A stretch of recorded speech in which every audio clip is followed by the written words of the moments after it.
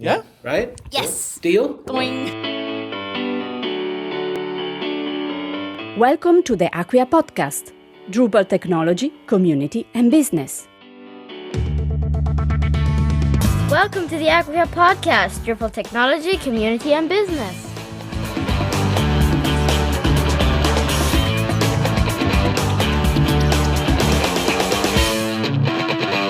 There's a module for that? Of course there is.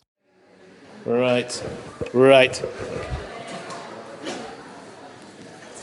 We, this guy, and I have just spent the whole day at this thing called ThinkNation. And ThinkNation, what did you think of the day?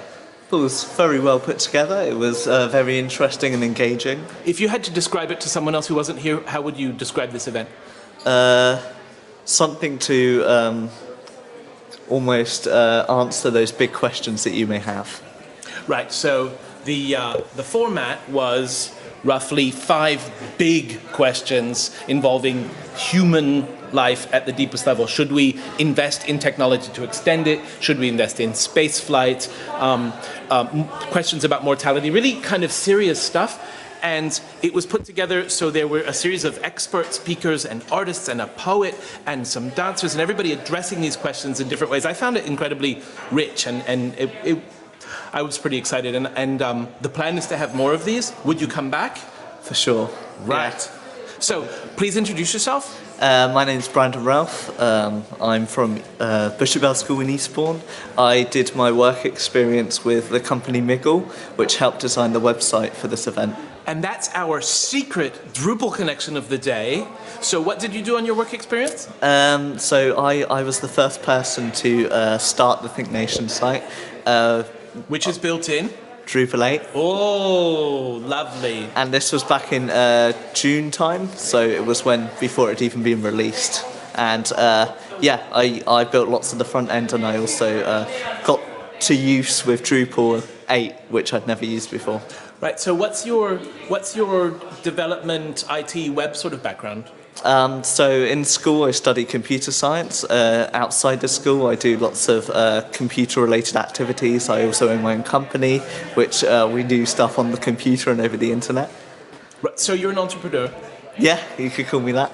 But in geek terms, Alec Miles said, go make a Drupal 8 site. Mm-hmm. And just set you loose, right? How was it to open up Drupal for the first time? And it was a challenge. I have to say, it was very easy to install it. And when we were doing, on the first day, I basically got told, "Oh yeah, we use Drupal." I got talked through what it was. I got left a bit to decide and get to know it, and then they were like, "Oh, here's the site. We want you to start." So I started, I think, pretty much in the first afternoon. And conceptually, was it an easy thing to get into, given your background? It was very different because I'm used to coding raw PHP, and it actually probably was a lot easier than what I do. So I suppose in a way, I was doing lots of the front end to begin with, but we explored the back end with Drupal afterwards, and getting to know how it all worked it opened my eyes up to how I kind of overcomplicate stuff. Wow, that's really interesting. So in Drupal, we talk a lot about how we empower people to use this very complex technology stack by making a great user interface and a great experience. Did it feel that way?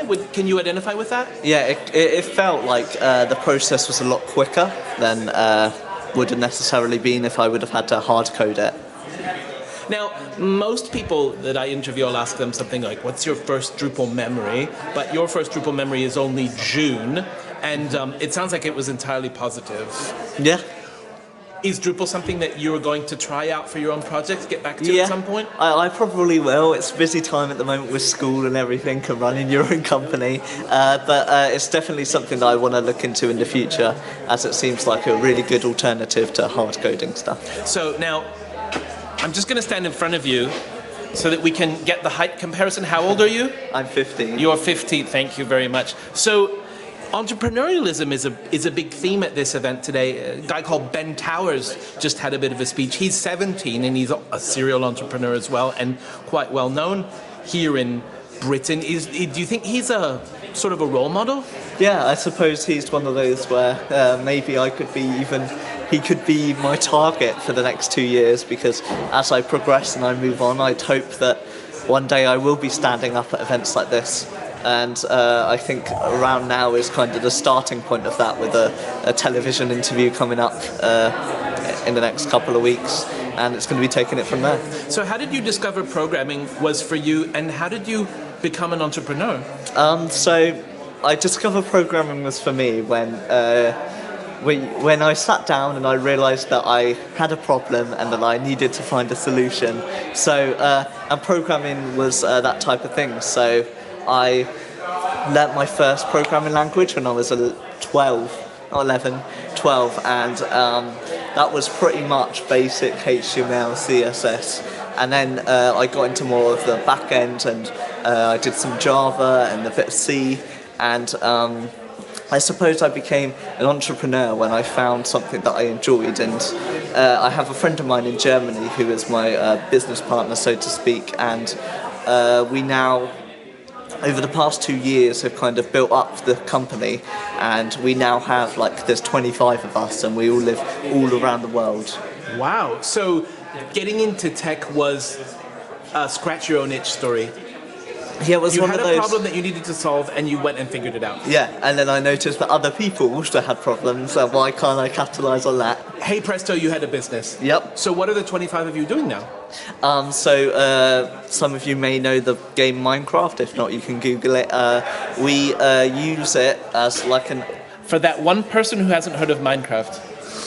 yeah, we use it as a tool, a marketing tool that companies, and they employ us to make software and also stuff in the actual game in order to sell their product or sell their movie or like that. We also use Minecraft in education, and we have recently taken on a chemistry project with the school where we make Minecraft. We make atoms in Minecraft, and then we show children how they work and how they interact with each other. So I suppose it's kind of that drives me forward with everything.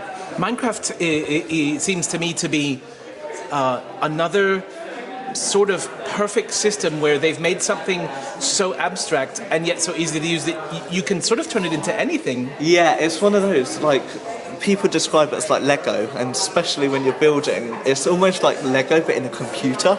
So it's like Lego on steroids type thing, and it can be used for pretty much anything. And the beauty of the game is once you play it, it's so simple to understand, and it's engaged with so many children, and not just children but generations. And yeah, it's just great. You do have a passion for it. I mean, otherwise you wouldn't be in business at this point either. No, and there's still a market for it. Even 5 years after its development, there's still a big market for it, and it's still on the rise. Are you working on the next big idea? Ooh, maybe. Oh, KG, very good. So let's sum up. ThinkNation, yes, no. Yes, You gonna be back? definitely. You gonna submit a talk maybe? Ooh, that might be something. Maybe. Okay, all right. Drupal, yes, no. Yes, in the future. You gonna come back After to my it? studies, yeah. All right, cool. Anytime you want, you call any of us. There are, several 100,000 of us who can help you out with that. We'd love to start with Alec, and then, So, awesome. And Minecraft, yes or no? Yes.